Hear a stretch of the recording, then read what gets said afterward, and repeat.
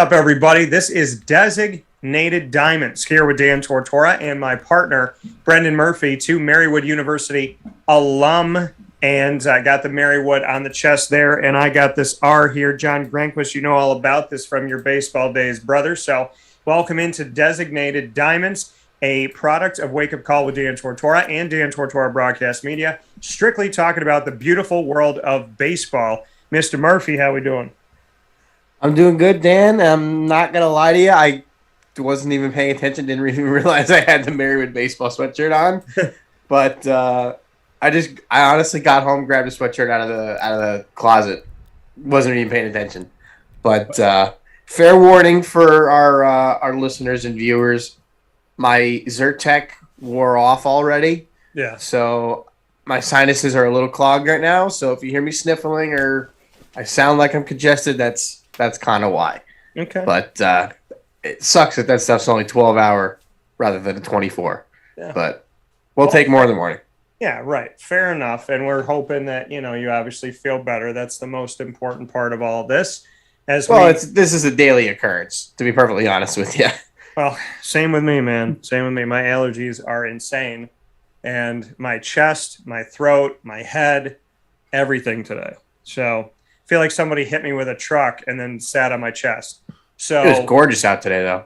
I will say that. So pretty. So good. I love it. So nice out. I'm a fall baby. So when you give me 68 total sun, cloudless, blue skies, a breeze, I can ride my windows down, my sunroof open, perfect day. So we had the second and final day of our member golf tournament today, and we did the shootout, which is basically they play 4 holes and it's alternate shot. It's actually really, really cool. But and like everybody's got golf carts watching. There's probably like 60 spectators that are out watching the shootout, and it's a lot of fun. But it was so beautiful out today. I wish I could have played today. I really do, but sometimes work's a little more important. Yeah, sometimes it is, but we're happy to have you here and happy to have Designated Diamonds here with us. Like I said, a product of Wake Up Call with Dan Tortora, as well as Dan Tortora Broadcast Media, here with Brendan Murphy and myself every Tuesday at 8 p.m. Eastern Time. You're watching on youtube.com/wakeupcalldt and on facebook.com/wakeupcalldt. Inside the beautiful Cafe Cubal studios, Brendan and I coming to you every single week with baseball talk. And this week, Mr. Brendan Murphy, we're going to start things off here with Bryce Harper in the conversation of, do you believe or do you not believe that he should be in the running for the MVP of Major League Baseball? Well, at least in the National League, I would say absolutely he deserves to be in the conversation. Okay. And as I look up and down in the National League, I'm trying to decipher who really deserves the award. And I can't really think of anybody other than Bryce Harper. I mean, very quietly, he's had a great year. I mean, he's hitting over 300. He's hitting 315, 33 bombs. Not driving in as many runs as he did in his MVP year back in 2015. But 1056 OPS, that's almost over 100 points above his career high. OPS plus at 184. On base at 429. He's still in 13 bags. On the surface, you may not think that it's that great of a season, but he's played so well that, he probably deserves it. There's other guys up there that are, Fernando Tatis Jr. is just a freak of nature. Yeah. He's just a physical specimen unlike anybody else that I can even think of. And he's also had a great year. I think the only blemish on his record is the fact that he's missed some time due to injury. He's hitting 283, still good. He's got 39 home runs, 92 RBI, 95 runs scored, 25 steals. Deserving. It's going to come down to those two, but they've both had great years. I don't think right now you could say either which way it's going to go. honestly, if you had to ask me right now who I think would win, I would say Harper based on the fact that the Phillies might make the playoffs. Because they played great against the Mets last weekend, and the Braves are in a free fall. So I think if Bryce Harper propels the Phillies to the playoffs, I think that'll be a check in the mark for Bryce Harper to give him the MVP, especially if the Padres miss the playoffs. Yeah, and you look at this and you go back and you mentioned in 2015, Bryce got the National League MVP there for the Washington Nationals. We go back to 2015. By the numbers, what he had there, he had 172 hits. He's got 140 right now this season. And then we see 42 home runs that year. He has 33 currently right now. RBIs, he had 99 that year. He has 79 right now. And as you said, OBP was 460. It's 429 this year. Slug was 649 and 627 right now.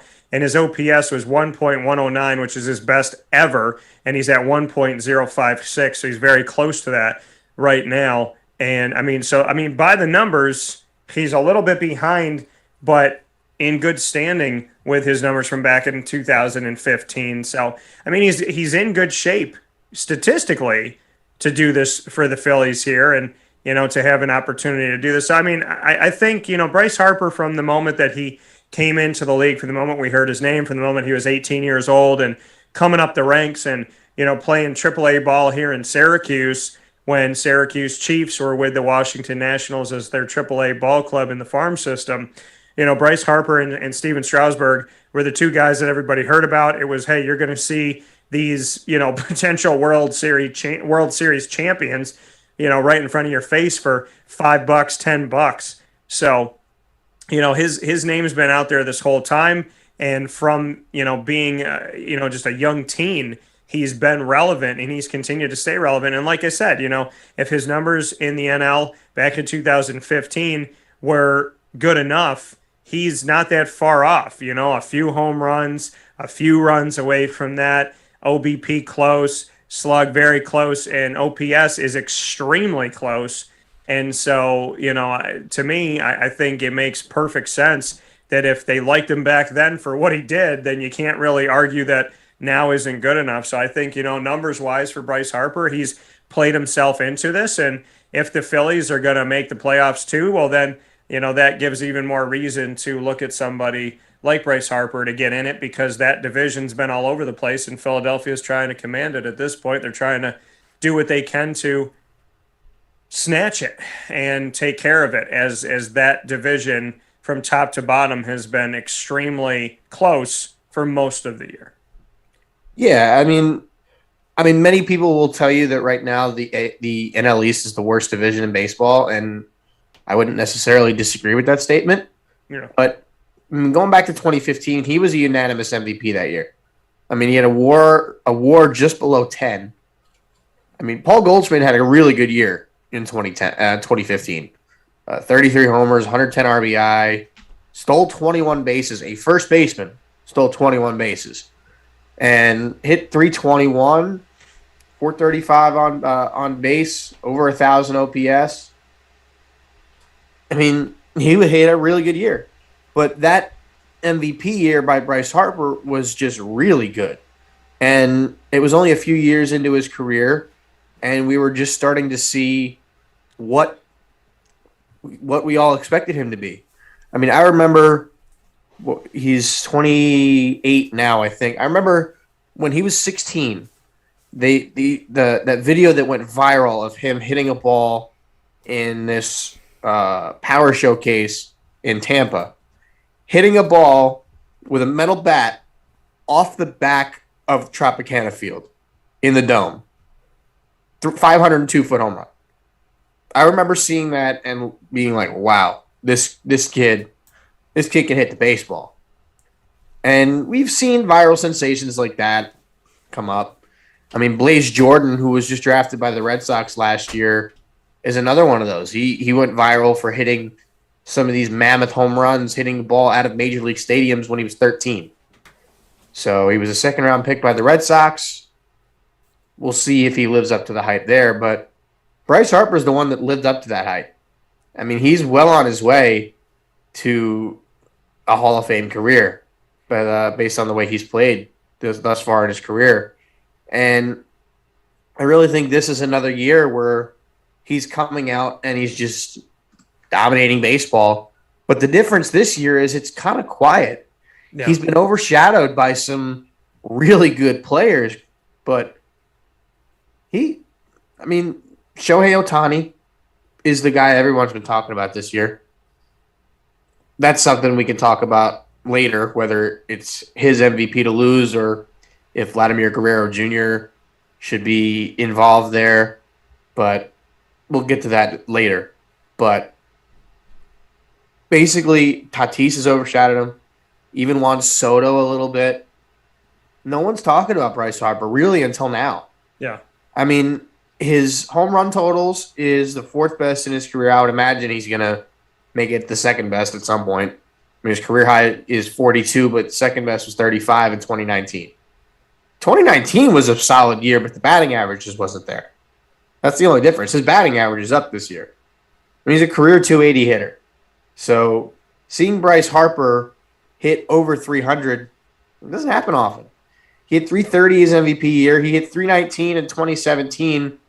That, if you remember, was the year that he slipped on first base and hyperextended his knee and missed, I think it was a month and a half or so, and pretty much had to bow out of the MVP race at that point. And it was a shame because the first time I saw that, I was afraid that he tore his ACL. But the fact that he managed to stay in that season and come back was surprising. But he's just been a dark horse. And he wasn't even an all-star. We're forgetting about that. Bryce Harper was not an all-star this season. I mean, I'm trying to pull up his second half numbers here, but let me see if I can find it because I had him. It's kind of hard to find some of this stuff on Baseball Reference, but here we go. In the second half of the season, he's hitting .355 with 18 home runs, 45 RBI, 6 steals, 1247 OPS. First half was no slouch either. .282, which is his MO. It's his career batting average. 15 home runs, 34 ribbies, 7 steals. I don't know how he wasn't an all-star. I don't know if anybody's ever won the MVP without being an all-star, but it would not shock me if Bryce Harper is the first. Well, and the thing is, you look at this and you ask the question too, Fernando Tatis Jr. of the Padres, just how San Diego's kind of fallen this year as a team. But then, you look at his numbers and you say, okay, well, this is his third season and he's got the most home runs he's ever had. He's got 39. His most he had before this was in 2019 where he had 22. In 2020, he had 17. So he had 39 this year. And here's the funny thing. If you add the last 2 years together, that's this year. He had 39 total from 2019 and 2020 combined. And this year he has 39 itself. He has 91 RBIs where the last 2 seasons he had 98 total over 2 years combined. And then, you look at his batting average is the second best he's ever had is .286. His OBP 369, slug 625, and then OPS 995. Which, is below Bryce Harper's 1.059. So, looking at this, I mean, he's having his best season, and he's having essentially his first 2 seasons put together. And so he's in the running here. Max Muncy of the Dodgers, Buster Posey of the Giants, Trey Turner of the Dodgers as well, and Nationals, and then Joey Votto of the Reds. Do any of these other guys strike you? I mean, is it Harper versus Tatis? Is Muncy... is Buster, any of these other guys in the running, in your opinion? How do you see it? No, I don't really see any of those names getting up there. I mean, Joey Votto was red hot for about a month in the month of August. And he's still hitting, but his bat's cooled off a little bit. I mean, he's getting up into his late 30s. Yeah. he's kind of seeing the sun start to set on his career. Buster Posey's the one that, if you told me that Buster Posey was going to hit 20 home runs this year and lead the Giants to the postseason as potentially the best team in baseball, I would have thought you were crazy. Yeah. I mean, don't get me wrong. I love Buster Posey. He was great for those Giants teams that won 3 titles back in the early 2010s. And he has an MVP under his belt. He has a Rookie of the Year under his belt.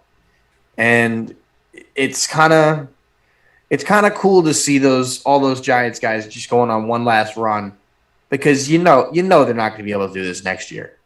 I mean, Posey's in his 30s, Crawford's in his 30s, Belt's in his 30s. They got starting pitchers that are realistically this is their first good year. Kevin Gausman's in his 30s. You got Anthony DeSclafani, who was good for the Reds for a while, and now he's pitching well for the Giants. I mean, Posey's been great. That team's awesome. But I can't really see him being an MVP. As for Muncy and Turner, Trey Turner's got an argument. I mean, I think if you had to ask me which one of those guys is going to finish third, I would probably say it's Trey Turner. But he's been really good. Only problem is he's not going to get the same type of recognition as those other guys because he doesn't hit home runs. He's a guy who's going to steal 50 bags and hit maybe 20 home runs. He's only going to hit 280.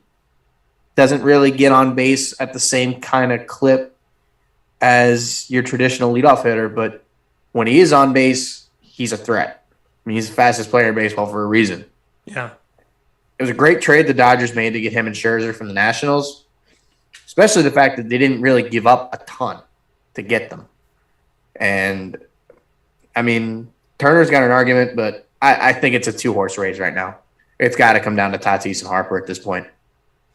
You know, and speaking here inside of Designated Diamonds, a product of Wake Up Call with Dan Tortora, as well as Dan Tortora Broadcast Media, inside the Cafe Cue Ball Studios with Brendan Murphy and myself, Dan Tortora, a proud Marywood alumni, here with you tonight and every Tuesday at 8 p.m. Eastern Time. You're watching on YouTube.com/WakeUpCallDT, as well as Facebook.com/WakeUpCallDT, and being shared on Facebook.com/LiveNowDT.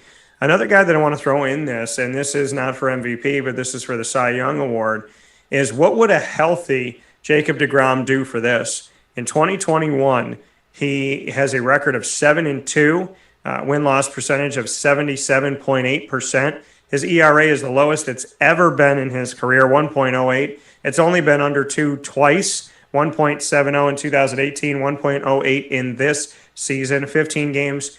And looking at what he's been able to do across the board here, 146 strikeouts that he's had here, and base on balls, 11 homers, he has 6. And so, I mean, we obviously know that he could do a lot of great things here. He's got 40 hits himself, earned runs 11. I mean, this guy statistically throughout the board here, what he's been able to do has been incredible. He can hit the ball. He can keep you from hitting the ball. Very few pitchers, I always say like 99.9% of pitchers pitch, but they can't hit. You know, Randy Johnson, fantastic pitcher, one of my favorites ever, couldn't hit to save his life. A lot of guys were like that. A lot of guys you expected their batting average to be .096 or .1 something. And here's Jacob deGrom walking in there just belting things. And you know, we look at Shohei Ohtani, what he's been able to do, and we'll look at what deGrom's been able to do. There are enigmas to this. So a healthy Jacob deGrom, would this be like no contest? He's the Cy Young winner if he was playing right now? Well, based on the way he was pitching before he got hurt, he had a real shot of breaking that elusive 1.12 ERA that Bob Gibson had back in 1968. Yeah, that is the gold standard, arguably the greatest season ever by a pitcher. That was the reason why they lowered the mounds. Now, if deGrom was healthy, he would win the Cy Young and he would win the MVP, and it wouldn't be close. It really wouldn't. Harper and Tatis would finish second and third, and deGrom would run away with both awards. And realistically, if he was healthy, the Mets would probably still be in first place, and they'd be fighting they'd be going to the playoffs. That's just my belief. But I don't think I'm not one to make wrong. excuses. I think a lot of people are right there with you. If he was healthy playing for the Mets all season, I think then, Mets lead the NL East. They, stave off the Phillies and the Braves and that division in and of itself. And that he keeps himself in a position where, like you said, he's not only going after the Cy Young, but going after it in a record-setting season. I think if deGrom is out there in your rotation, then without much of a question, the Mets are in first place, and the Mets are going to be one of those teams that you don't want to play in the postseason. Yeah, for sure. I mean, if you're playing the Mets and you've got to face Jacob deGrom in Game 1, Marcus Stroman in Game 2, and then assuming, well, he would be back at this point, but I don't think he would start. But then you have Syndergaard. But they've also got Carrasco. They've got Walker. They've got Rich Hill, who has been I don't know what this dude has been doing in his career, but he has pitched outstanding since the Mets got him from Tampa. He's a guy I would like to see them bring back on a lucrative one-year deal with incentives. Yeah. Because he's a good depth piece. He could pitch out of the bullpen if you need to. He could get righties and lefties out. And he could be an extra starter for you. I mean, this season has proven, if this season has proven nothing else but this, it's that starting pitching depth kills. You need it. Yeah. The Padres got it in the offseason. Only problem is all of them got hurt. The Mets brought in pitching depth in the offseason. They brought in Walker. They brought in Yamamoto. They trade for Rich Hill at the deadline. And half of them get hurt. Carrasco missed the first 4 months of the year. And that's the luck of the draw. I mean, for the Mets, thank God you had Tyler McGill emerge out of nowhere. Now, granted, he's really struggled in his last 6 or 7 starts, but that just could be fatigue. He's almost doubled his career high in innings as a pro. So it might be time to shut him down after one more start. But honestly, pitching depth is one of the most important things in baseball right now. You can never have enough pitching. Yeah. And honestly, the last couple of World Series champions have proven that. The Nationals, unbelievable starting pitching, had depth. The Dodgers last year, great starting pitching, good bullpen, a very good bullpen, and they win the World Series. Honestly, right now, I'm looking at teams that got a really good chance to win the World Series. I'm looking in South Side of Chicago with the White Sox, and then I'm looking in the with Toronto. And then I'm also looking at the Dodgers. Dodgers went out and got more pitching. I don't know what teams aren't figuring out, but the more pitching you have, the better you're going to play. So, I mean, those are 3 teams to watch going into the postseason, but that's a topic for another day because we got plenty of time before the postseason starts. Yeah, and we'll talk about the divisional races coming up here on Designated Diamonds. But before we get there, to go to the next piece that we wanted to discuss today in episode 2 here of Designated Diamonds with Brendan Murphy and myself, Dan Tortora, the White Sox suspension resulting from the Ohtani hits, and just what your thoughts are on this. To give a little background, a little context, Chicago White Sox pitcher Mike Wright was suspended 3 games, manager Tony La Russa for 1 game this past Saturday, September 18th, by Major League Baseball, which concluded Wright intentionally threw at Los Angeles Angels slugger Shohei Ohtani on Thursday night on September 16th. Now, Wright appealed the suspension issued by Michael Hill, who is Major League Baseball's Senior Vice President for On-Field Operations. And so we're looking to see what happens from here. Now, manager suspensions are served immediately. La Russa sat out Chicago's 2-1 loss at Texas that Saturday. And Wright was ejected from Thursday's 9-3 loss after hitting Ohtani in the calf with a pitch with 2 outs and nobody on in the 9th. La Russa also ejected. This was his 3rd ejection this season, and he was ejected by crew chief Bill Welk for arguing. Now, La Russa said, quote, "It wasn't intentional. Welk read it wrong. It wasn't consistent with number one, the way they treated the 3 hit by pitches. Secondly, where was our retaliation? End quote. So, thoughts on this? Do you think it was a deliberate hit from Mike Wright to Shohei Ohtani? And do you think it was worth a 3-game suspension? See, that's the thing. The more I watch it, the more I almost start to think it wasn't intentional. But I mean, if you go back and watch the game, the first two hitters he faced, he retired fairly easily. Now, could he have just completely lost the strike zone against Ohtani? Maybe. But I mean, there was a couple of bad pitches that he had in there. I mean, the first pitch was an up and in fastball. Then he almost hits him with a fastball inside. He spikes a changeup, and then he hits him in the calf with a fastball. Yeah.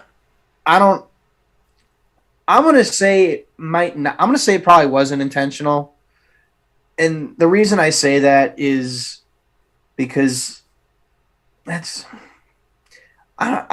really don't know. Like, this is a tough one. I can see where people would think that it was intentional, but I can also see the other side of things.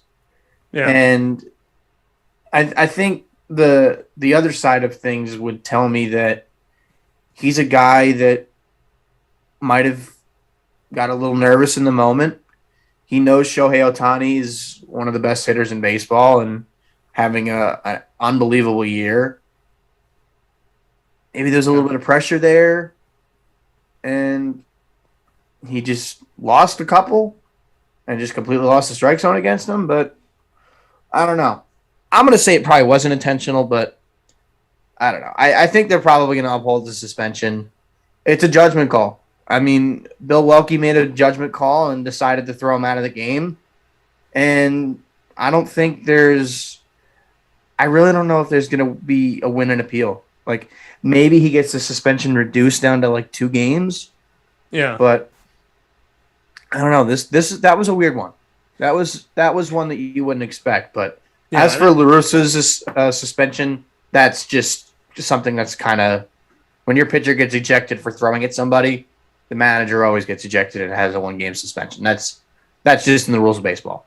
But yeah. I mean, back in the old days, I would have seen it as intentional. I mean, 25 years ago, someone's throwing at Ohtani to send him a message, say, "Hey, we need to get you off this plate. You're beating us, so we're going to hit you and put you on first base." Yeah. Send you a little bit of a message.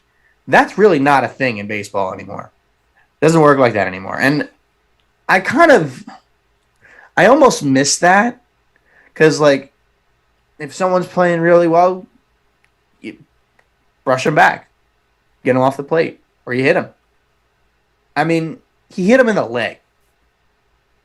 If you're going to try to hit somebody, you're going to try to drill them square in the back. So, I mean, that's just me. And I'm not proud of this, having thrown at somebody before while pitching, you go for the back. You don't go head hunting. You try to hit them square in the back, because that's the spot where it's really not going to hurt. Yeah, I mean, I'll play devil's advocate. I'm sitting here as you're talking, and I'm just watching it on replay here in the studio. And if it wasn't for the first 2 pitches looking like he was trying to connect and he just missed them, I mean, it's like, first pitch I tried to hit him, I missed. Second pitch I tried to hit him, I missed. Third pitch, I hit him. So, I mean, the devil's advocate of this is that the more I watch it, the more I'm looking at Mike Wright go after him, and Ohtani moved quickly. Then the second time the ball broke the wrong way and went away from Ohtani. And then second time, even though he jumped back, it still connected with him. It was going right at his leg, and then it ended up getting him in the calf when it would have got him a little bit higher in the thigh. So watching it, it looks like someone at a shooting range going, "Oh, crap, I missed the bullseye. I missed it again. So I'll try another time, and I hit it the third time." I mean, it looks like he's trying to hit something. It looks like Hawkeye's trying to put a bullseye through with this bow and arrow. And if it wasn't for the first 2 pitches, maybe I could say, "Oh, okay, it was a mistake." But his body language, his response, he really didn't fight it. I feel like from my perspective of looking at this, my reaction is that it looked like he knew what he was doing. He didn't fight it. He didn't argue it. And again, if it was just that pitch, but the first two looked like he was trying to hit him and he was just off a little bit. So he adjusted and then he hit him. Yeah, I mean, when I look back at that at bat, the first pitch was an up and in fastball. I mean, it was just off the plate. Like, that's not a bad pitch. You want to throw Ohtani up and in, it's a pitch he's kind of vulnerable to. So that wasn't a bad pitch. The second pitch, he almost hits him. Ohtani gets out of the way. Then he spikes a changeup. I mean, a changeup is a weird pitch. I don't know how you spike a changeup that bad. I mean, a changeup's a weird pitch because you really kind of. I mean, I wish I had a baseball right next to me, but wait a minute, I do. I have a lot of them. No. Oh, this ball's signed, but it's not exactly anybody that's. It's not really that good of a player, but so I'll show on camera here. He's like, this is just my Jeter. It's fine. It's actually J.P. Crawford, and he was a big prospect for the Phillies back in the day, and now he's with the Seattle Mariners. He was in the Gene Segura trade. He hasn't really been that good anyway. So when you're throwing a changeup, and most major league pitchers throw what we call a circle change, which the grip for it looks something like this. You literally have a circle on the side of the ball. So when you throw it, what they do is they pronate. So they turn their wrist this way. And what that does is that gets gets the ball to spin more this way so that it dives away. It's the same thing with like a sinker. The way I threw mine, I just took the inside of the top seam, put my pressure on my pointer finger, and pronated. Yeah. So when you pronate a pitch like that, you can be susceptible to spiking it. Now, a changeup, usually you're starting it in the middle of the zone and just letting the bottom fall out of it. He must have just not lost the handle on it or something. But whatever it was, I think it could have gone either way. It was a judgment call. Bill Welke made it. I'm not gonna hammer him for it because it didn't look. I mean, because you could realistically make an argument either way. So, yeah, I mean, I think that's just my opinion. No, I think again, if he wasn't in the same spot the first two times, then I would say okay.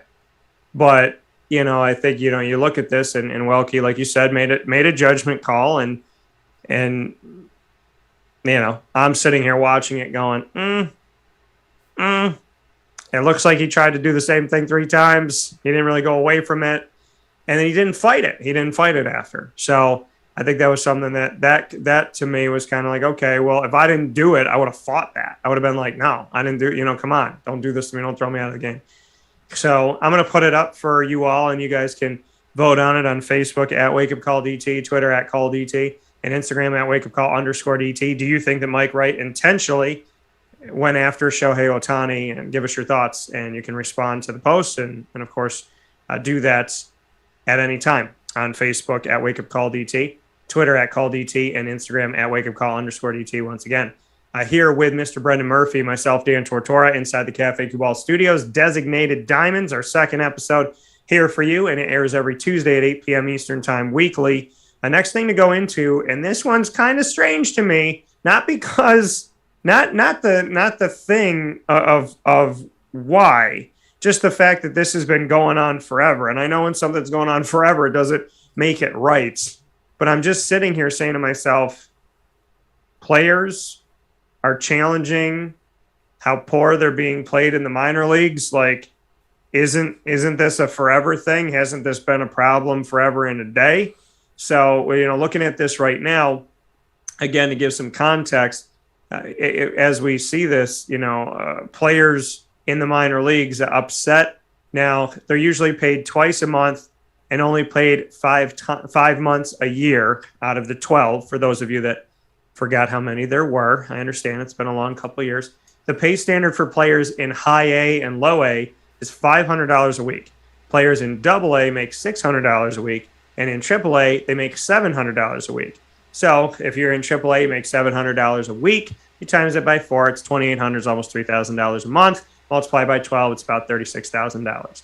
So those players are responsible for housing, and those payments that they get are also before taxes. Now, we look at this and see this now. There's been massive losses. 40 teams were cut in the winter due to the COVID-19 pandemic. And so now we're trying to see where they go from here. There's wristbands that say Advocates for Minor Leaguers. The group was formed last year to be a voice for minor league players that don't have a union. Now, Advocates for Minor Leaguers said in a statement to The Athletic, quote, "The players who don wristbands in Brooklyn today will make less than $12,000 this year.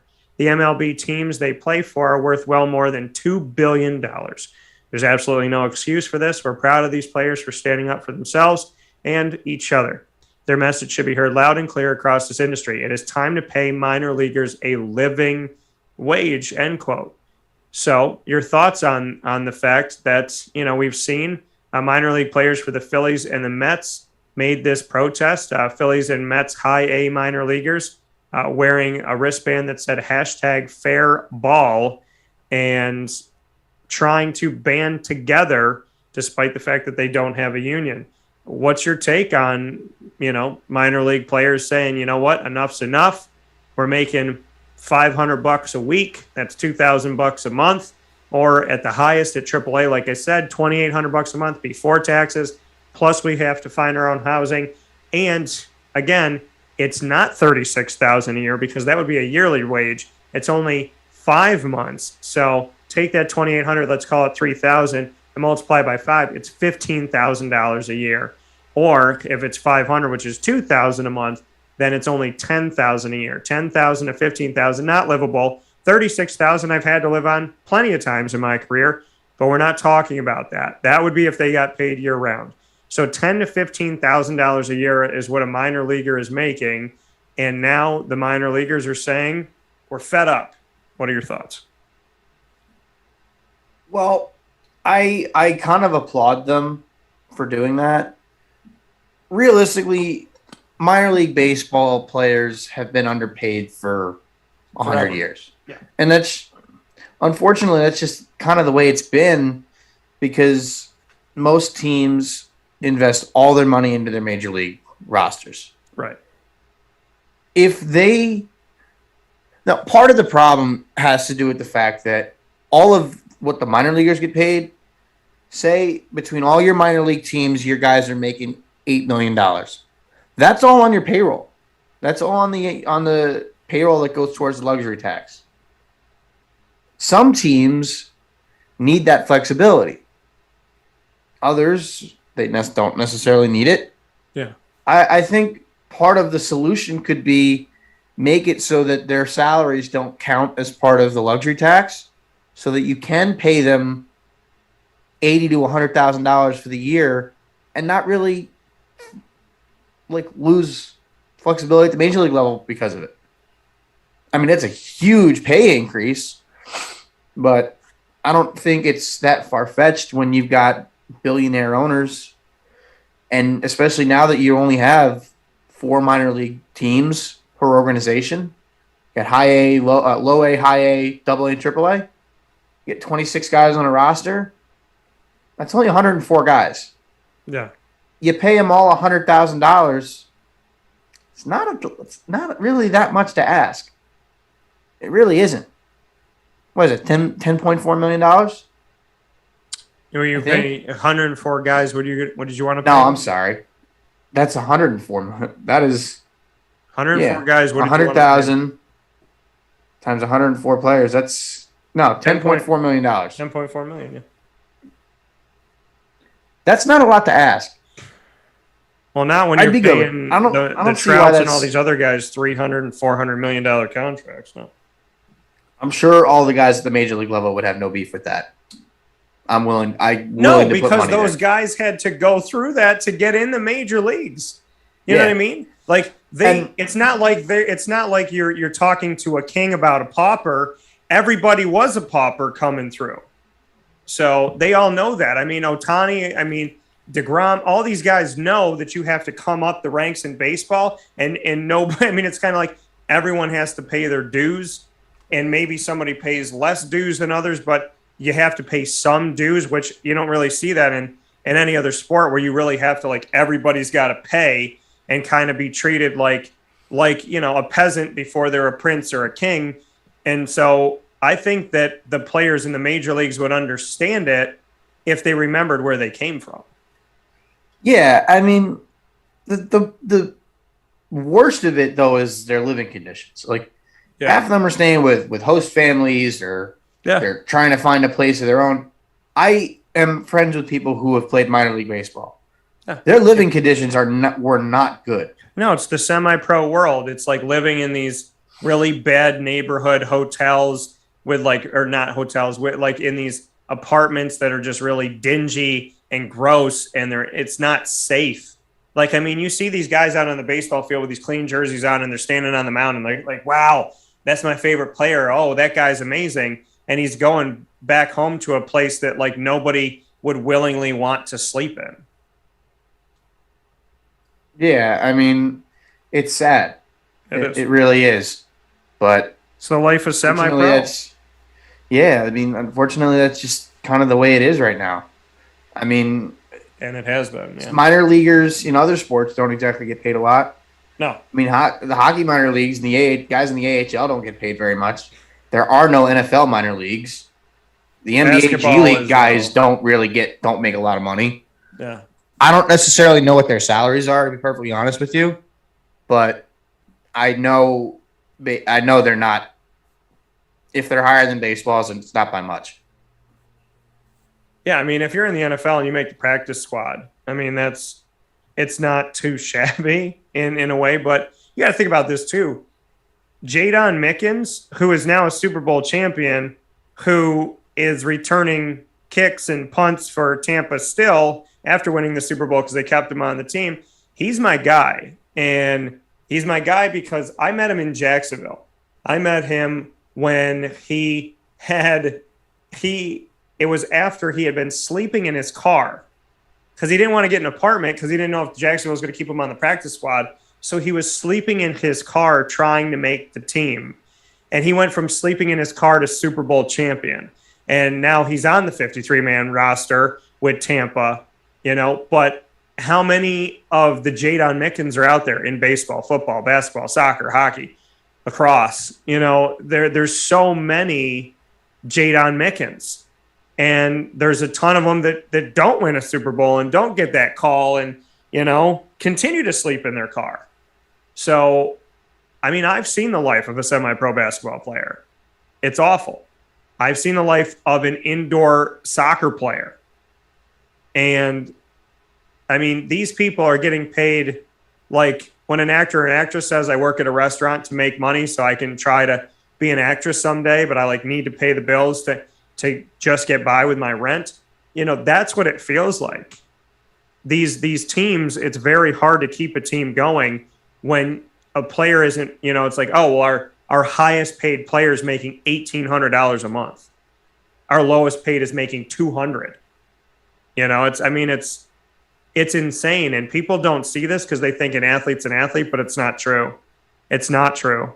There's such a discrepancy in the amount of money that some of these players make that, and you know it and I know it. I mean, in the sports world, you can't be the best pitcher that you can be while you're working a full-time job.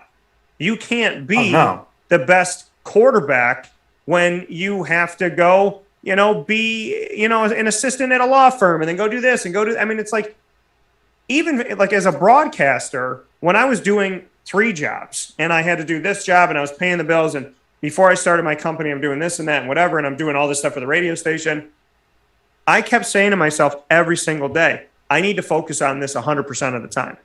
If I want to do this and I want to do this right, I got to be on this 100% of the time. So what do I think about minor leaguers standing up for themselves? Awesome. What do I think about there needing to be a change? 40 years ago. How do I feel about Major League Baseball? They make an ungodly amount of money that they're never going to spend. So share the wealth a little bit. And there's no owner out there that can look me in the eye and say to me, I don't have the cash, because during a pandemic, you paid Tatis what you paid him. During the pandemic, you paid guys to be in the top 3 highest contracts in the history of baseball. During a pandemic, when you claim that you were losing money. I have to stop you there for a second, because you got to remember this whole fight that the owners and the players had last year, because the owners didn't want to pay these guys their full salaries. They wanted a portion of their prorated salaries through the end of the year. Right. Like, they wanted to give them 75% of their prorated rate. Yeah. Whereas a guy like Mike Trout, for 2 months of a season, instead of getting paid $30 million, he's going to get paid $6 million. Yeah. Which, don't get me wrong, I don't feel bad for those players one bit, yeah. But they're entitled to their money. They sign a contract, they are entitled to that money. And well, it's not their fault. Agreed upon, yeah, and the agreed upon portion of the CBA and how to start the last season was prorated salaries, period. Yeah. And that was it. And the owners didn't want to pay it, which I just think is stupid. But, you know, that's a conversation that we'll have in the off season, because the CBA expires after this year, and I'm afraid that we're going to see a strike by the players, and we're not going to. I don't know if it's going to make its way in the next season, but it's possible. I mean, that was that scene last summer was ugly between the players and the owners. So I don't know how long that's going to drag on for, but it was a telltale. It won't be pretty. COVID showed us that if we're living in a house with someone we don't really like, COVID showed us. They showed us who our partner was, and it showed us how we felt about him. And Major League Baseball and the the Major League Players Association, the MLPA and the MLB, we saw that their marriage is really ugly. Just like a bunch of other marriages out there, we saw during COVID, when the truth came out, I don't like her. I don't like him. Okay. And I think it's a prelude, and I said this during it. I said it with Papa Joe. This is a prelude. If they don't get this figured out, the way they were with each, it spilled out publicly. The Players Association's on Twitter saying things. The Major League Baseball is going, that's not what they said. You know, like, they're literally going to their neighbors going, hey, Sheila and I are fighting. So, Bob, I know that you're our neighbor and you probably don't want to get involved, but can you tell Sheila that I'm right and she's a jerk? No, well, can you tell Steve that he's an idiot? Like, this is what we were seeing in baseball. We were seeing stuck in the house during COVID, you know what, hit the fan, and is this a good marriage? And the answer was no. So I've been concerned since the moment that stuff spilled out, when they were trying to figure out how to have a season, I went, wow, if y'all can't agree now on this stuff, when that collective bargaining agreement is over, I'm very concerned. Yeah, and my point was just the fact that the owners were just being cheap. That there's no way around that. That's how they agreed to give the players. They agreed to give the players prorated salaries. Then they wanted to get out of that. Yeah, that's just pure greed. The players had every right to that money. They agreed to it, both sides. Yeah, you can't just back out of an agreement. It's like having an agreed upon trade, and a day later, your guy. All right, so for instance, you have let's just say if Scherzer and Trey Turner, if that trade happened, and Scherzer threw a no-hitter in his last start for the Nationals, the Nationals all of a sudden say, "Oh no, I don't want to make this trade anymore because he just threw a no-hitter." You can't do that. You can't do that. It's unethical, and it's not fair. It's not good business. You don't go against your contract. If I, during the pandemic, had all the businesses I work with go against their contract, then how do I continue my money? How do I continue? You know what I mean? I know exactly what it's like being a business owner. When you agree to something with me, you agree to it. Period. And that's what you agree to. That's what you're doing. So if you agree to it, do it. And again, owners, we have no money. What does Tatis want? Oh, he wants $1 more million over the other guy? Yeah, just give it to him. I mean, you want to pay this guy, you want to say, okay, $300 million, we're going to sign this contract, give you all this money now, pay you for this. We don't know when the pandemic's going to end, but we're going to give you all this crazy money. Listen, we know y'all got the money, right? When Dak Prescott, well, we don't know. He's our franchise. No, he's not. He's not your franchise quarterback tag. He's your franchise quarterback, period. So pay him the damn money or move him along. But this guy does not deserve to have to sit here every year and go, am I going to be here? And then he got hurt, and Jerry's like, let's wait on this. And I'm like, dude, man, the man is hurt. The man is hurt during a pandemic. What are you going to do? Make him an unrestricted free agent? Tell him to come to camp and fight for his job when he's the best thing you've had since Tony Romo? So, it's just owners complaining to me, boo-hoo, I have $2 billion. And last year I made $17 million, and during COVID I only made $5. So what am I going to do with my $2 billion life and my consistent $17 million income when the players ask me for their contracts? You're going to pay them, honey, because that's what you agreed to do. And you got more money than most of us will ever have, times 100 lifetimes. So pay them the money. I know some people stay rich because they're cheap as hell, but don't be that guy. Don't be that lady. Give them the money. You offered it, do it. If it's signed, do it. Well, what are you going to do about my signed contract? I don't know. Take you to court and the case is closed? Signed contract is all you need. It's an open and shut case. Yeah. They signed it. Here it is. What are you going to do, Dan? I don't know. Probably show them what you signed. You buffoon. So, I'm very We could have a long debate about this, but yeah. I mean, well, we're both sticking there's some other stuff we have to talk about still, but that, like I said, that's something that we can that's something we can easily fill an episode with in the off season for sure. Yeah. And because it's going to be at the forefront. Yeah, and we will, and I'm excited about it. So, speaking of what's here right now in the season, before we hop out of here, 2 final pieces on this edition of Designated Diamonds, a product of Wake Up Call with Dan Tortora and Dan Tortora Broadcast Media. Inside the Cafe Coubal studios, we're looking at our divisional races. At the time that we're talking here, every team's played about 150 games. The American League is led by the Tampa Bay Rays, with the Red Sox, Blue Jays, and Yankees behind them, and Yankees falling almost completely out of this thing. In the Central, as Brendan brought up, Chicago is commanding it. No one is within single-digit games from them. In the West of the American League, the Houston Astros ahead of the A's and the Mariners. Mariners making a push here late in the season. In the National League, the Braves and the Phillies are close. The Mets are not out of it yet. The Marlins and the Nationals have dipped, but the Nationals are now worse than the Marlins, which was not the case. The Marlins carried the bottom of the NL East for the majority of the first half of the season.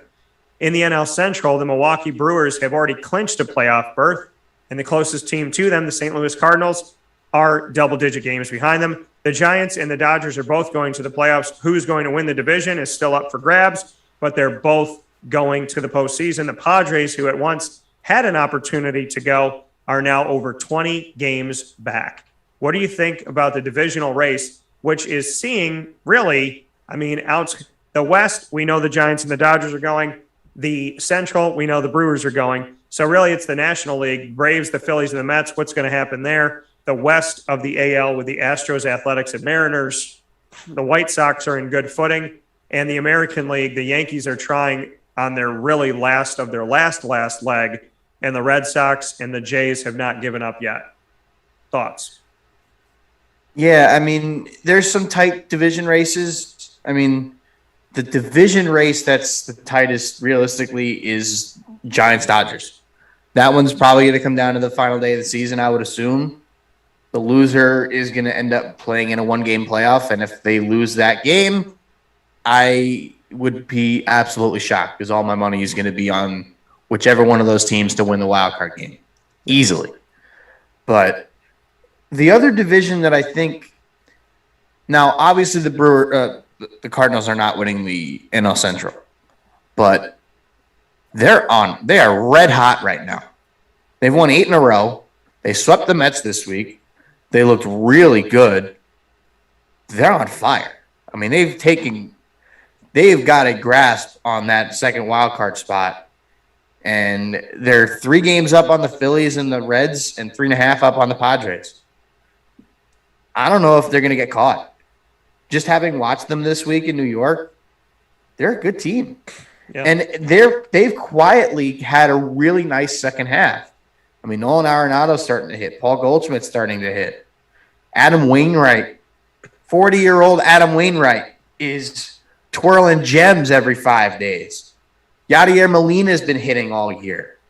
I mean, they got a good lineup top to bottom. Harrison Bader's playing an outstanding center field. Not hitting great, but great defense is its own reward. That's a team that I think could make some noise. They're probably going to lose in the wild card game, but still. I mean, they've had a great second half. Really like what they're doing. And I expect them fully to be that second wild card team in the National League. As for the American League, you mentioned the Yankees. Yeah. They have fallen off a cliff. Yeah. Recently. Yeah. They're 5-5 in their last 10. The Red Sox and the Blue Jays are surging ahead right now. And I don't know if I see a path for the Yankees to really get back in it. But, I mean, the Blue Jays, they won again. The Red Sox have won 5 in a row. I don't know. I mean, Garrett Cole got hit pretty hard on Sunday. He gave up 7 runs. Garrett Cole, who everybody is touted as the second best pitcher on the planet, gave up 7 runs. Yeah. Robbie Ray has all but secured the American League Cy Young at this point. I mean, my guy's got over 230 strikeouts in 175 innings.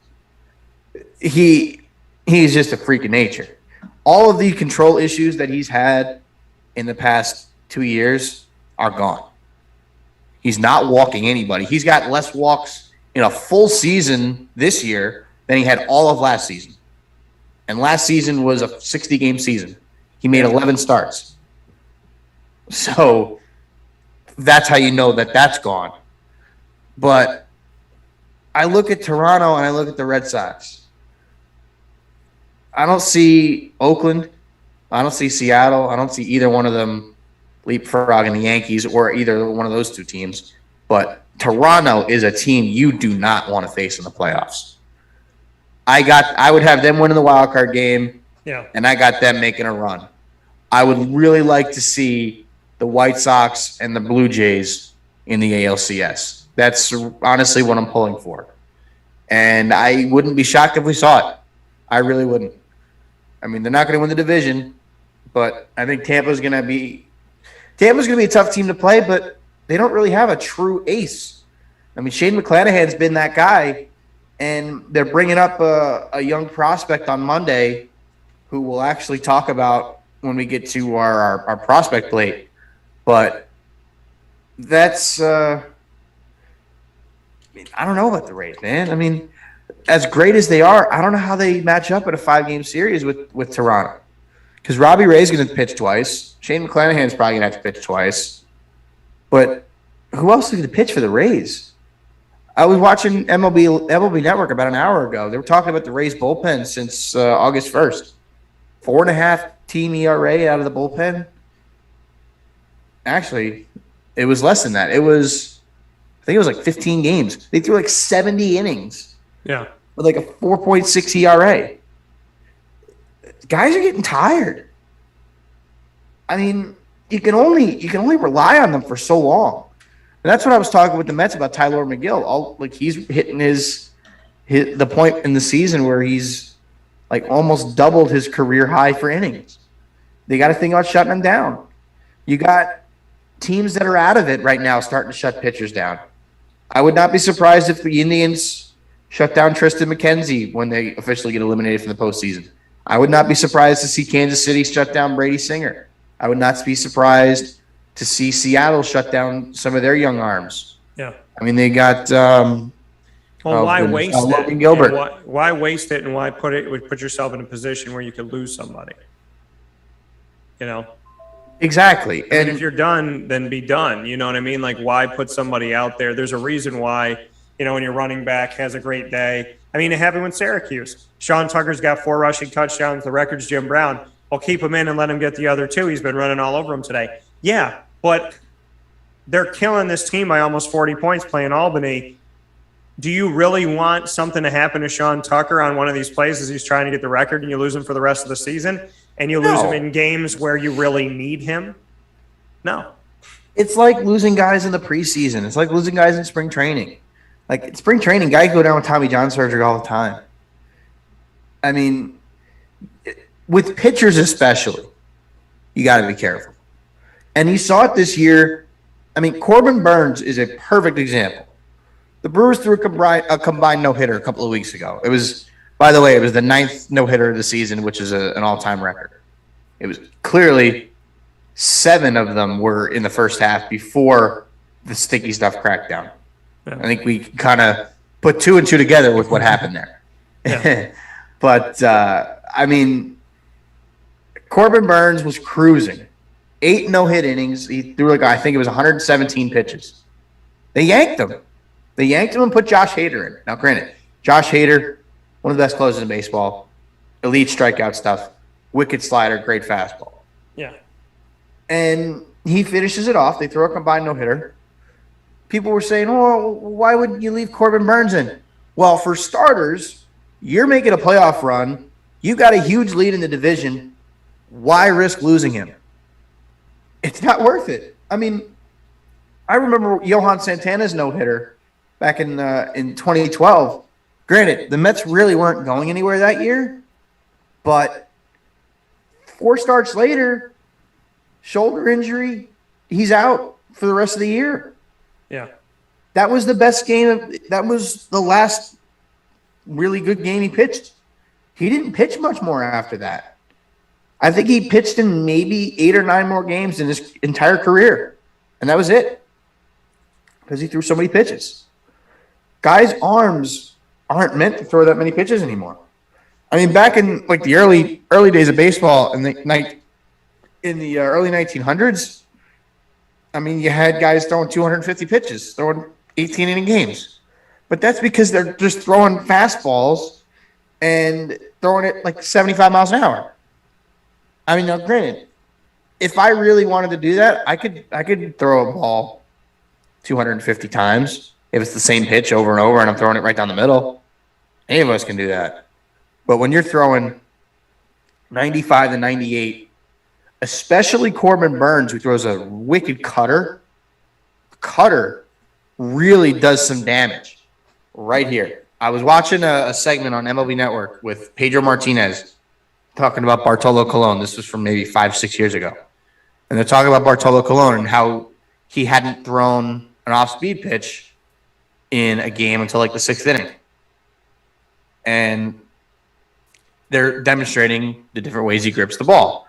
So, I mean, for instance, he threw a straight fastball like this. He also threw a sinker like that. But they were also talking about him throwing a cutter. The way I gripped a cutter, I didn't really throw one because I wasn't very good, was on the bottom of the seam, almost like a slider. Yeah. It's a baby slider. It's what it is. And Pedro basically says, do not throw a cutter unless you are like a college pitcher or a pro pitcher, because it's all of it goes right here. Straight Tommy UCL. It's Tommy John waiting to happen. And honestly, that's part of the reason why they pulled Corbin Burns for that game. But like I said, no reason to risk it there. You got a huge lead in the division. You're going to the playoffs. What was the point? What's the point of risking it? Yeah, it comes down to it. If you're making the playoffs, what's the point in risking it? If you're not making the playoffs, what's the point in risking it? Just be smart. Be smart. Yeah, records are great to break. But you know what else is great? Longevity. So, I think that's more important in the grand scheme of things. And look at Tom Brady. He's 44 years old. On Sunday, he throws 5 touchdown passes. And he's got never more touchdowns in his first 2 games than he has in any season of his entire career. As I said, when he came to Tampa, he arguably has his best receiving core he's ever had in his career. Mike Evans, Chris Godwin, Rob Gronkowski, O.J. Howard, Cameron Brate, Antonio Brown, Scotty Miller. Hello. I think he's got the best receiving core he's ever had, and he won a ton of Super Bowls without him. So, yeah, I mean, it's true. There's a lot of truth to that. But we speak on longevity. Let's speak on where that longevity could come from with the newest of the new prospect plate, as Brendan Murphy gives us players whose names we should know for the future of Major League Baseball. What's on the plate tonight? Well, tonight I had a few names that I really liked. Okay. And I'll actually start with the one I teased before. Okay. Wasn't the top name on the list that I wrote out, but I teased him, so we might as well talk about him. And it's Shane Baz. And yeah, we talked about him last week, but I have to talk about him again because he's going to be called up to make his Major League debut. I didn't want to double dip here, but they're not giving me much of a choice. He's going to be making his Major League debut on Monday. Yeah. And why not? I mean, in AAA this year, in 10 starts, he got a 1.76 ERA. And he's got 46 innings pitched, 64 strikeouts, only 13 walks. He's dealing this year. And I think he's got a shot to help the Rays in the postseason. Only thing they got to watch is his innings. I mean, he's at 76 innings. His career high was 81 1/3 back in 2019. So he's a guy to watch. You will have seen him already by the time this airs, but I had to bring him up again because I mean, why not? He's getting called up. He was, like we talked about last week, he was the kind of the forgotten piece in the Chris Archer trade, which kind of positioned the Rays into where they are now when they got Tyler Glasnow, Austin Meadows, and Shane Baz for Chris Archer. Still the worst trade that I can remember in baseball history. But outside of maybe Babe Ruth for money, but that was also 100 years ago. Moving away from Baz, because I think in the postseason he can really help the Rays by giving them some length. We're going to talk about a guy who hasn't had a very good year, and it's Mackenzie Gore of the San Diego Padres. Mackenzie Gore, coming into the year, was arguably the top pitching prospect in all baseball. In 2019, in 20 starts, he had a 1.69 ERA across 2 levels. 101 innings pitched, had 135 strikeouts. Electric stuff. Doesn't throw that hard. Probably only sits in the mid-90s. But he's got a great slider and a fantastic curveball. And he knew how to get guys out. The pandemic year changed things. I mean, he had a 5.85 ERA in AAA. He was walking everybody. That was his main issue this year. He was walking everybody. He's walking 5 guys per 9 innings this year, which is atrocious. Yeah. Now, if you play in a dynasty baseball league, which I do, shameless plug, I am going to the finals in one of my leagues, and I kicked the butt of somebody in our league that we're not particularly fond of.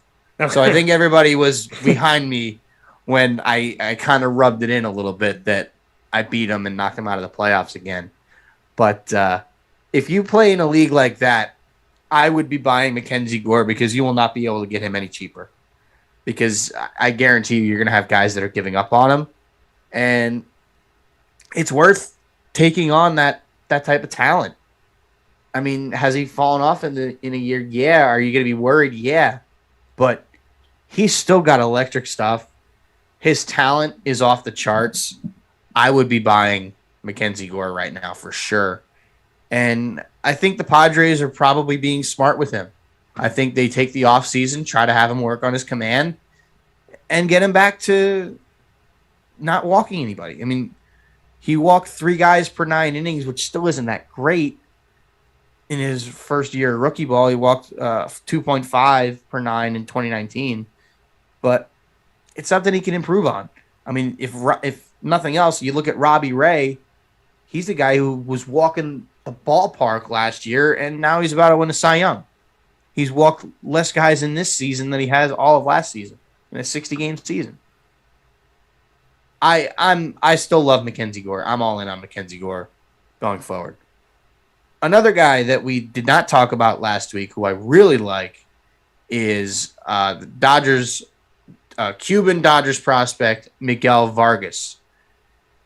Plays the infield, 21 years old, and he has really, really had a good year. 317 average, 22 home runs, 11 steals in 119 games in the minor leagues, 97 runs scored, 74 RBI. Very quietly has had a fantastic season in the minor leagues. The Dodgers know how to develop talent. There's a reason why I have another Dodger on this list today. And it's a reason why the Dodgers are so good, because they know how to develop talent and they know how to scout talent. Andrew Friedman was poached from the Rays for a reason, because he has a great eye for talent, and because he knows how to put the right people in place to develop that talent. That's why he's the best executive in baseball, bar none. That's why he's getting paid the big bucks. From what I understand, his contract's like $50 million over 6 years or something crazy like that. But his power numbers, Vargas's, have really come on this year. He never had more than 7 home runs in a season. Granted, he's 2 years older now. Put on some weight. The average has always been there. He hit 308 in 2019. He only had 7 home runs. He's got 22 this year. So now, gap-to-gap power, the line drive power, has translated into home run power. I really think Miguel Vargas could be a good piece for the Dodgers in the future.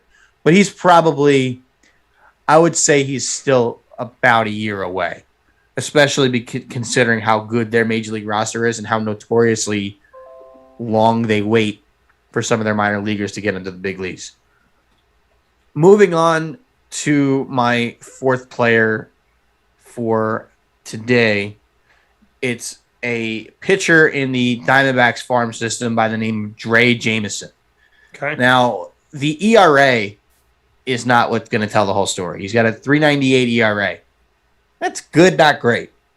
110 innings pitched, 145 strikeouts.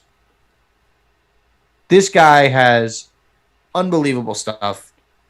He gets swinging strikes like the best of them. And he's a guy that is really going to be good for the Diamondbacks in, I would say, maybe by the end of next year, he could be up. Heck, even maybe middle of next year, because the Diamondbacks are probably still not going to be competing. If he pitches well in AAA, there's no reason for them not to call him up. So I like Drey Jameson a lot. He's another guy I'd be buying in my dynasty leagues. I have him in one of them, so I like him a lot. And he's a guy who was highly drafted. I mean, he was a first-round draft pick back in 2019. And he was first-round pick for a reason. He pitched out of Ball State. He pitched great. He had 146 strikeouts in 91 innings in his last year at Ball State. So he's a guy that's been on some radars for a few years now and kind of stayed pretty quiet. But he's a guy that I definitely like going into next season.